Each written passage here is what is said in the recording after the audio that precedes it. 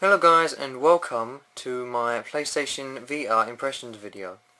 So I promised an impressions video in my recent unboxing of this console, and here it is. So without further ado, let's get started and take a look at this bad boy. So before we turn the system on, let's have a look at it, have a look at the buttons and everything that the system has in its physical form. Right, so first of all, obviously one of the main things going for the Vita is the dual analog sticks, and I've got to say, these are pretty nice. It's a lot different to the PSP analog stick and the 3DS circle pad, because on the PSP one it would probably end right about here, but they've put this little nub on the top to extend it, and obviously that's to make it feel a lot more like a PS3 set of analog sticks. And with me here I have the original old PSP, just to make a few comparisons. This is the PSP 3000 model, and the analog stick here, clearly, if you can see, doesn't stick out half as much as the PlayStation Vita one does, so there's an improvement there. One of the things I was kind of wary about when the console first came out was, before it actually came out, I saw how tiny these buttons are, the face buttons here, as well as the directional pad. I was wondering if that was going to be a problem. Again, just compare it to the original PSP one, where they are actually much larger. They're about the Vita ones are about 50 to 75% smaller than the PSP ones, but that actually turns out not to be too bad of a problem. They actually work quite well. Also here you got the L and R buttons, not bad. Power button, that's where the games go. I'm not sure what that's for actually, but volume buttons and headphone jack, charger, and memory card slot just down here. Again, another thing going for the PS Vita is the touchscreen that it's got on the front here. We'll talk about that later when we get into it. And the rear touchpad as well. Camera. There's also a camera on the back there, and also a front camera, which really confused me. They decided to put it here when it probably would have benefited a lot more if it was on the top here somewhere, or maybe even at the bottom. This is kind of distracting when you're trying to take photos of yourself, because you're always trying to lean and move the Vita over to actually center yourself, which is kind of annoying. I'm really not sure why they did that. Anyway, yep, start and select buttons there. Some people say that they're in an opposition. I haven't found it to be too much of a problem, since you don't touch these buttons a lot anyway in the games I play. But yeah, and the PlayStation Vita button, the PS button, right there. This is a huge system, much bigger than the PSP was. Do a little comparison here. The PSP fits nicely into the Vita, and then the Vita has a bit more space to deal with. I mean, this is the smaller version of the PSP, but you kind of get the idea. The Vita is much bigger than the PSP. The screen is just massive. It's about 5 inches, and it's very nice. I mean, the console's got a bit of weight to it, but nothing that you won't drop it as you're playing it. It actually feels really nice in your hand. All the buttons are in the right place, I think, and yeah, definitely great from the physical viewpoint. Now I want to move on to the games. Here we have Untitled Golden Abyss, and they come on these tiny little cards around the same size as SD cards, perhaps. And here we just compare it with a 3DS game, with Super Mario 3D Land. Yep, fits nicely in there. These are so much smaller, like, make sure your Hoover isn't about when you got these games out. It'll just go right up there. And just for kicks, compare it to what the PSP ones came on. Here we have a Metal Gear Solid digital graphical novel. And yeah, so they decided to go with cards instead of discs, probably because of expense, maybe loading times, and you can actually probably fit more onto the card than this. And while you're playing the Vita, it doesn't make like those scratching noises like the PSP did. When something's loading, you always hear that sound. And yeah, that was probably annoying. So cards are definitely a better idea to go with, in my opinion. So let's turn this on and see what it's all about.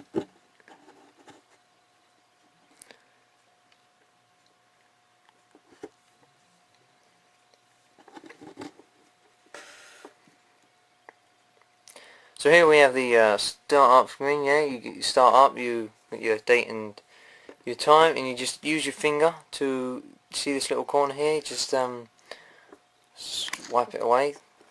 And we start off with the main menu. As you can see, that you can set custom themes in the background, just like PS3, but they alter for each page you're on, which is pretty good. If you want to change where your games are, you just hold it like that and you can move them about any way you want. Just touch them, move them about. That's really nice for customization and stuff. I'll keep all my games down here and all the applications and stuff up here. That's really nice.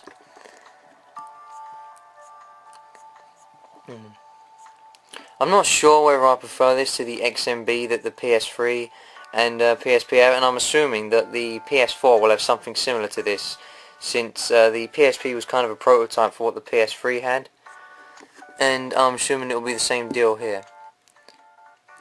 So let's quickly try out some of the applications that the Vita comes with. We'll start off with Welcome Park, which is a little set of mini games for the PlayStation Vita, which tries to teach you how to use some of the PlayStation Vita's new features that the PlayStation Vita has, such as the tilt and etc. Let's start off by playing the touchscreen game.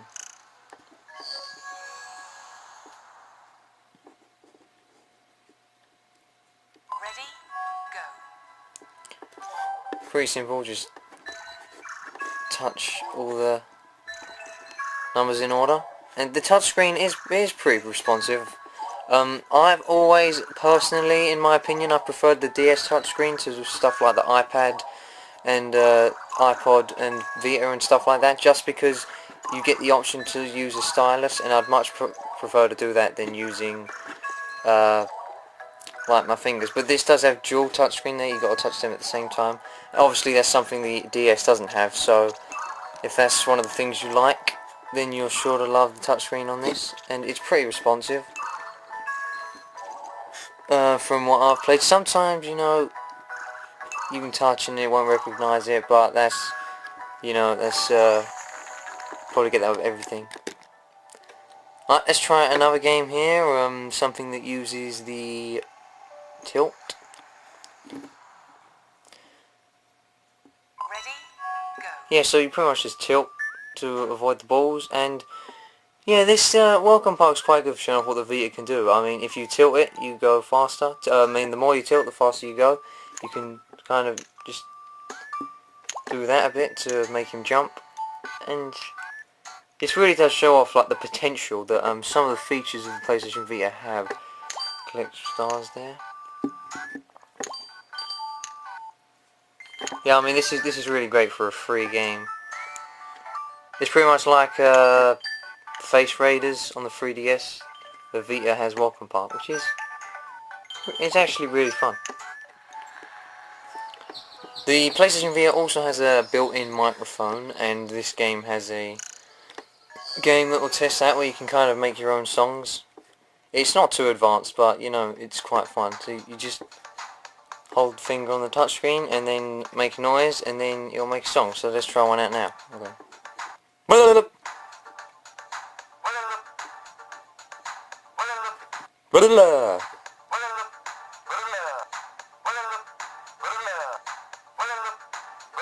Hey!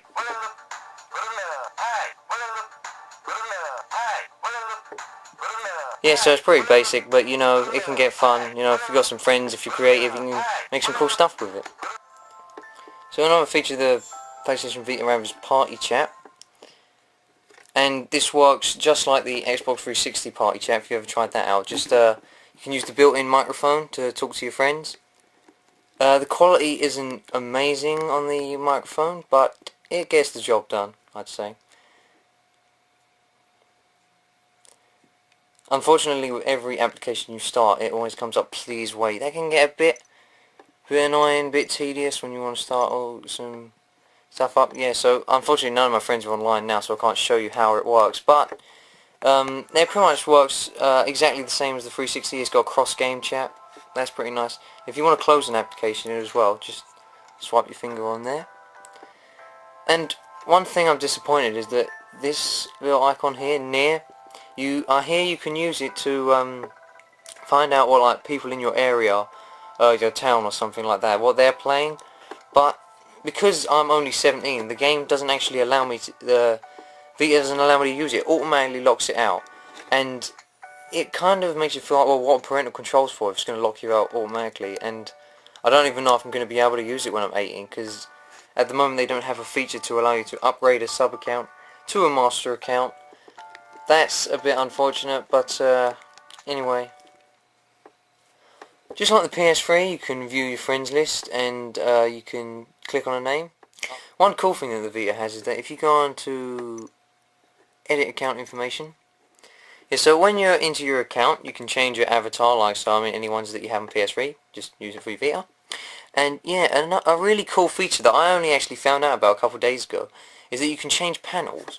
So if you choose anyone here, it just puts a little icon in the corner of your your account thing, and it shows up when you're sending messages and stuff, or if people are viewing your profile. And there's quite a big number of them, and they're actually not too bad. Like the avatars, when you first make a PS3 account, I think they're pretty crap. You have to buy your own ones. But the panels that come with the Vita, they're actually really nice. There are loads of different ones for loads of different games. It's pretty good.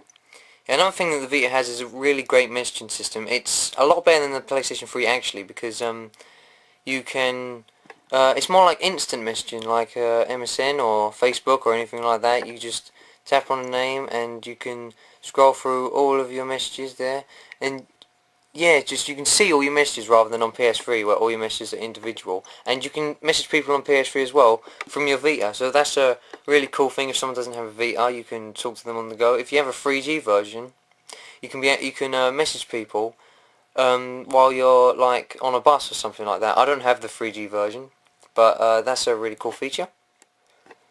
Like PS3 games, PlayStation Vita games also come with trophies, and every game has its own separate trophy list, and it's well, exactly like the PS3. You can get platinums, you can get trophies on anything. Download games, they all have trophies, and yeah, it links straight to your PS3 account, so you know, if you're a big trophy hunter, you can get loads of platinums, loads of points on the go. That is a really great feature.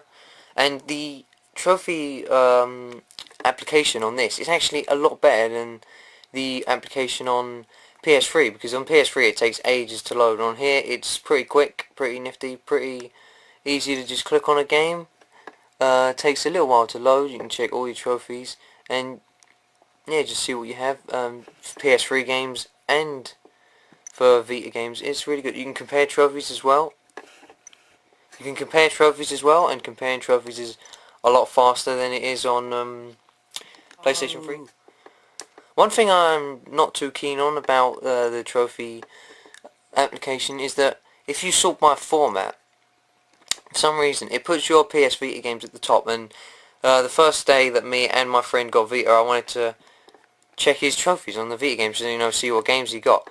But for some reason it puts his Vita games all the way at the bottom, and it loads anything that's at the top, it loads first, so you have to wait a long time for the Vita games to come up.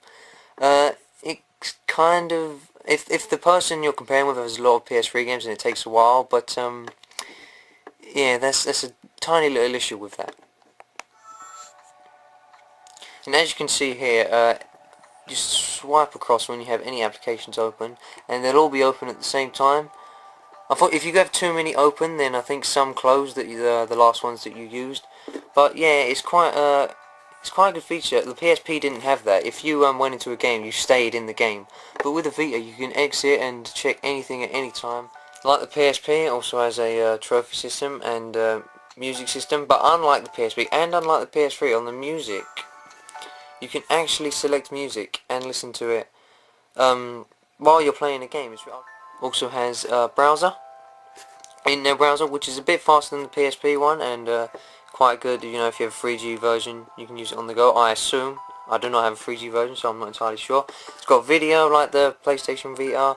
Remote play, the remote play doesn't work as well as I'd heard, because so far all I've been able to do is play PS1 games. That's another issue with the Vita. You can't actually play PS1 games on here, even if you've downloaded them on the PS3 or the PSP.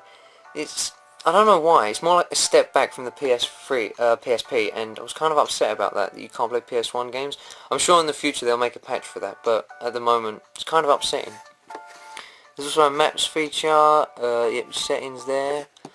So these three games here, cliff diving, fireworks, and table football. They're all AR games. So just like the 3DS come with some AR cards, the Vita also came with some AR cards. Not as awesome, not as flashy as the ones on the 3DS where they come with characters. These ones just come with little symbols. But, you know, for a free packing, never too bad. So let's quickly show off my favourite of the three free AR card games you get, and this is Fireworks. So, first of all, you have it uses the camera on the PS Vita to scan the card. Unfortunately, you won't be able to see this well because I'm holding a camera and a Vita, so I won't have much to do. Just quickly show it off here. Place the AR cards on the table. Point the camera of the Vita onto the three AR cards. And then select go. Now, what the aim of this game is to touch the fireworks as they come out of the house. And, you know, the houses are on your... like your table or your floor, wherever you put them. And so it uses uses AR technology for these little mini games, and they're free, so they're quite good. Now, obviously, another thing that the PlayStation Vita is trying to go for is it's trying to capture the hardcore audience, and one of the main ways it's trying to do that is showing just how powerful a handheld system can be, and it's trying to replicate PlayStation 3 graphics onto a handheld system. That's at least what it's trying to do. I mean, it's just trying to push the graphics boundary on handheld systems. So quickly show off a game that's obviously one of the biggest launch titles, Uncharted.